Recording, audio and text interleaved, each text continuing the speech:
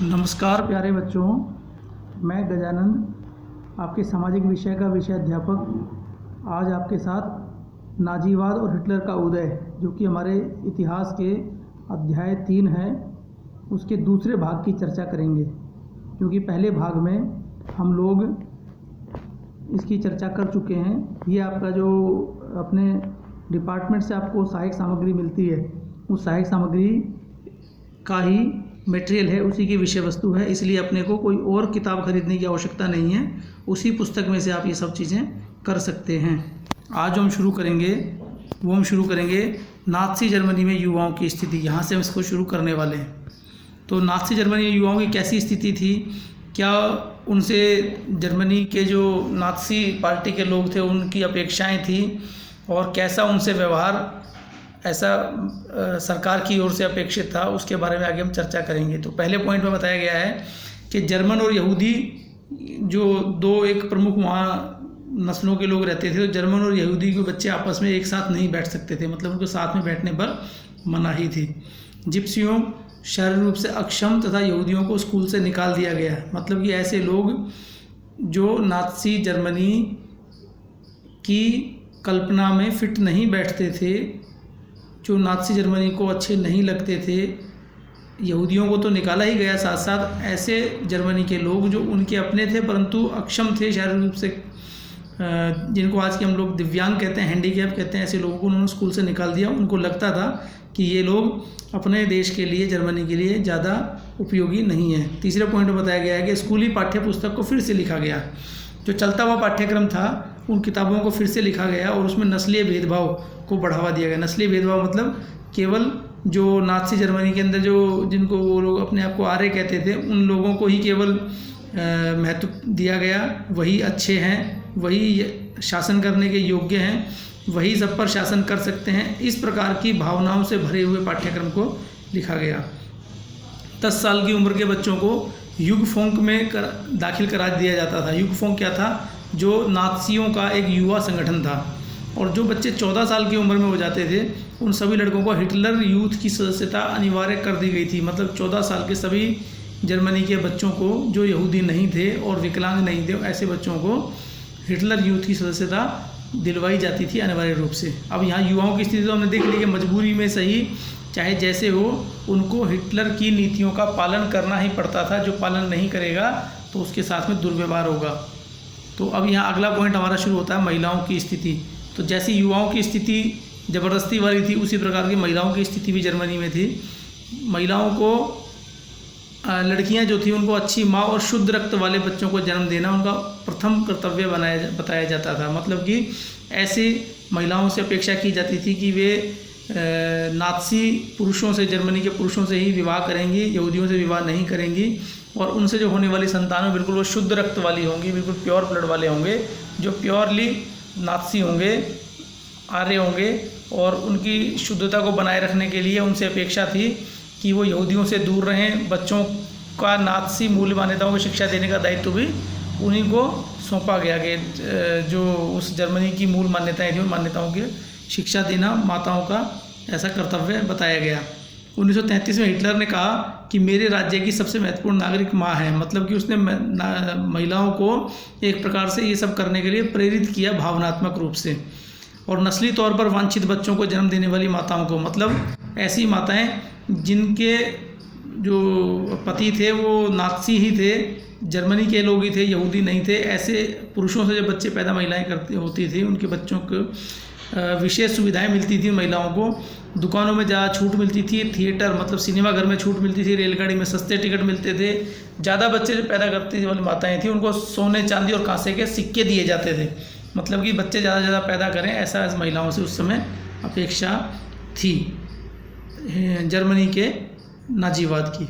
लेकिन अवांछित बच्चों को जन्म देने वाली माताओं को, अवांछित मतलब ऐसी माताएं जिनके पैदा होने वाले बच्चों के जो पिता हैं वो यहूदी थे, तो ऐसे माताओं को दंडित किया जाता था। दंड कैसा?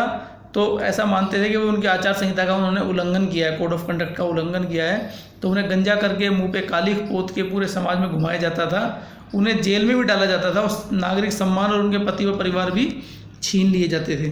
तो नाज़ियों का ये सब करने के लिए का एक प्रोपेगेंडा भी था। तो प्रोपेगेंडा कैसा था तो वो बड़ा समझने की आवश्यकता है, क्योंकि जो नाजीवाद जर्मनी में पनपा, बढ़ा, विकसित हुआ, वो ऐसे ही नहीं हो गया। उसके अपने कुछ कारण थे, क्योंकि जो नाज़ी पार्टी थी उसने अपना प्रोपेगेंडा बाकायदा समाज में चलाया। और प्रोपेगेंडा में क्या था कि विशेष प्रकार के शब्दों का उन्होंने चयन किया, जैसे अंतिम समाधान। अंतिम समाधान क्या है कि यहूदियों को मारना ही पड़ेगा और हमको शासन करना ही पड़ेगा, और शासन करने के योग्य केवल हम ही लोग हैं। यूथजेनिया, जो विकलांगों के लिए नाम दिया गया। संक्रमण जो था उसके मुक्ति, विशेष व्यवहार, ऐसा विशेष प्रकार के शब्दों का चयन किया गया। हमने कई जगह सुना होगा, इस पुस्तक के अंदर पढ़ेंगे तो हमको ध्यान में आएगा कि जो यहूदी लोग थे, यहूदियों को जर्मनी के लोग गैस चैम्बर, मतलब जहरीली गैस के चैम्बर में ले जाकर और बिल्कुल बंद कर दिया करते, जहाँ से गैस बाहर नहीं आ सकती, और वो जहरीली गैस के संपर्क में आने से सब लोग मर जाते थे। तो उनको गैस चैम्बरों में लेकर जाने को उन्होंने इवैक्यूएशन का शब्द दिया। इवैक्यूएशन मतलब कि उनको एक प्रकार से मुक्ति देने की बात कर रहे हैं कि आपको मुक्ति कर रहे हैं। अगली बार जब आप नाज़ी जर्मनी में पैदा होंगे, हमारे ही समाज में पैदा होंगे, तो हम आपको ससम्मान रखेंगे, परंतु अभी आपको मरना ही पड़ेगा।